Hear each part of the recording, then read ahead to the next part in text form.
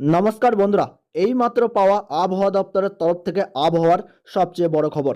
তীব্র তাপপ্রবাহের সতর্কতা জেলায় জেলায়। এখনই স্বস্তির ছিটে ফোটার সম্ভাবনা নেই, বরং এই সপ্তাহের বাকি দিনগুলিতেও চরম গরমে কাত হতে হবে বঙ্গবাসীকে। গোটা দক্ষিণবঙ্গের পাশাপাশি উত্তরবঙ্গের কয়েকটি জেলাতেও গরমে নাভিশ্বাস উঠবে আরও বেশ কয়েকদিন। কলকাতায় এবছরের গরম গত 50 বছরের রেকর্ড ভেঙে চুরমার করে দিতে পারে বলে আশঙ্কা করা হচ্ছে।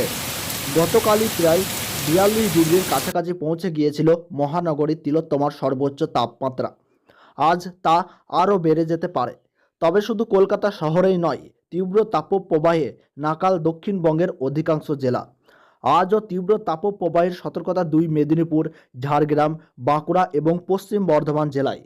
আবহাওয়া দপ্তর সূত্রে জানা গিয়েছে, আপাতত আরও দিন কয়েক দক্ষিণবঙ্গের প্রায় সব জেলাতেই তাপপ্রবাহ চলবে। তার মধ্যে 5 জেলায় জারি তীব্র তাপপ্রবাহের সতর্কতা।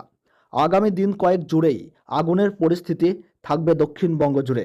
তবে শুধু দক্ষিণবঙ্গেই নয়, এই পর্বে ব্যাপক গরমে কাত উত্তরবঙ্গের বেশ কয়েকটি জেলাও।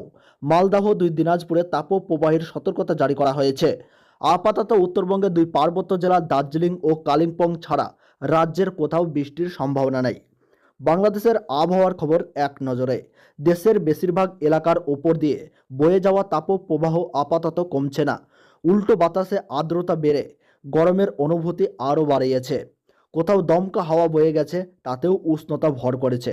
ফলে সাধারণ মানুষের গরমের কষ্ট আরও বেড়েছে। তবে আগামী সপ্তাহের শুরুতে বৃষ্টির আভাস রয়েছে। আবহাওয়াবিদরা বলেছেন, চলতি সপ্তাহের বাকি দিনগুলোতে তাপপ্রবাহ কমার সম্ভাবনা নেই। এ সময়ে দিন ও রাতে দুটোতেই গরম বজায় থাকছে। রাতেও যে তপ্ত বাতাস বয়ে যাচ্ছে তা অব্যাহত থাকতে পারে, কারণ অতীতে সাধারণত এ সময়ে সন্ধ্যায় ঝোড়ো বাতাস বয়ে যেত, এতে গরম কমে যেত। এবার তাও নেই, তাই আপাতত গরম কমার সম্ভাবনা নেই, বরং বাতাসে আর্দ্রতা বেড়ে আজ গরমে কষ্ট আরও বাড়তে পারে। এক সপ্তাহ এই ধরনের আবহাওয়া বজায় থাকবে। আবহাওয়া অধিদপ্তরের পূর্বাভাস বলছে, আগামী সপ্তাহে সিলেট ও চট্টগ্রাম বিভাগে বৃষ্টি এবং ঝোড়ো হাওয়া বয়ে যেতে পারে। তখন ওই 2 বিভাগে গরমের কষ্ট কমে আসতে পারে। আবহাওয়া অধিদপ্তরের আবহাওয়াবিদ আবুল কালাম মল্লিক জানান, এশিয়ার মিয়ানমার থেকে থাইল্যান্ড, মালয়েশিয়া হয়ে লাওস পর্যন্ত আর দক্ষিণ এশিয়ায় বাংলাদেশ থেকে ভারত হয়ে পাকিস্তান ও আফগানিস্তান পর্যন্ত তাপপ্রবাহ বয়ে যাচ্ছে।